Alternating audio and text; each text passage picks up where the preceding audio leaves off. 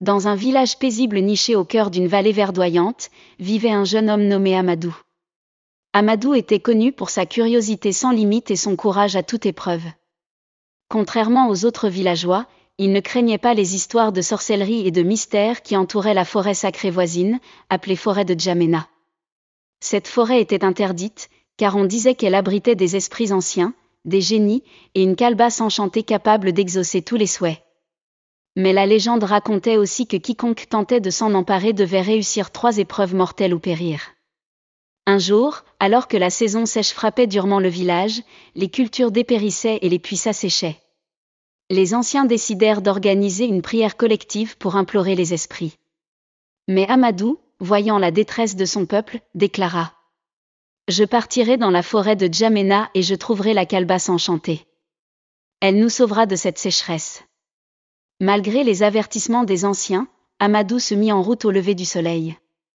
Armé de son arc, de son courage, et d'un talisman que sa grand-mère lui avait donné, il s'enfonça dans les profondeurs de la forêt. À peine avait-il parcouru quelques kilomètres qu'il entendit un chant mélodieux, hypnotisant. C'était un oiseau aux plumes d'or, perché sur une branche. Il lui dit : « Je suis l'oiseau sorcier. Si tu veux avancer, réponds à mon énigme. Mais si tu échoues, tu seras pétrifié pour l'éternité. » Amadou accepta, et l'oiseau posa son énigme. « Je traverse les terres, je donne la vie, mais je meurs lorsque je suis emprisonné. Qui suis-je ? » Amadou réfléchit un moment et répondit : « Tu es l'eau.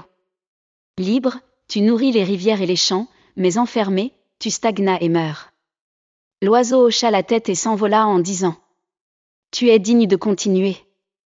Mais attention, le chemin se fait plus difficile. » Amadou continua sa route jusqu'à une clairière sombre où une vieille femme, toute voûtée, l'attendait. Elle tenait une canne en bois sculpté et un panier rempli de pierres noires. Elle lui dit : « Pour aller plus loin, tu dois choisir une pierre dans ce panier. Mais attention, une seule te mènera à la calebasse.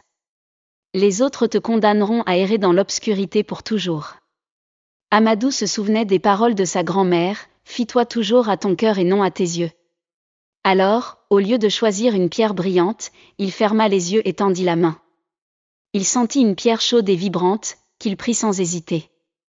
La vieille femme éclata de rire et dit : « Tu as choisi avec sagesse. Va, mais sache que la dernière épreuve est la plus dangereuse. » Au cœur de la forêt se trouvait une hutte entourée de lianes et de fumée mystique.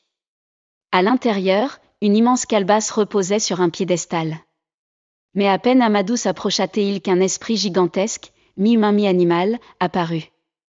Il rugit : « Qui ose troubler mon repos ? Si tu veux la calebasse, prouve que tu es pur d'esprit et de cœur. » L'esprit plongea Amadou dans une vision. Il se retrouva face à une scène terrible, son village en proie à une guerre, ses proches souffrant, et une voix lui chuchotant : « Abandonne ta quête, rentre chez toi, et sauve ta famille. » Le cœur d'Amadou se serra. Mais il comprit que cette vision était un test pour mesurer sa détermination. Il répondit : « Je ne peux pas abandonner, car c'est en sauvant mon village tout entier que je protège ma famille. » L'esprit éclata de rire et s'inclina devant lui. « Tu as réussi, Amadou. Prends la calebasse et fais en bon usage. » Amadou retourna au village avec la calebasse enchantée. Elle exauça son vœu, faisant revenir les pluies et sauvant les récoltes. Mais Amadou, humble, rappela à son peuple que la véritable magie résidait dans leur solidarité et leur courage face aux épreuves. Depuis ce jour, on raconte l'histoire d'Amadou dans toute la région, comme celle d'un héros qui osa braver l'inconnu pour le bien de tous.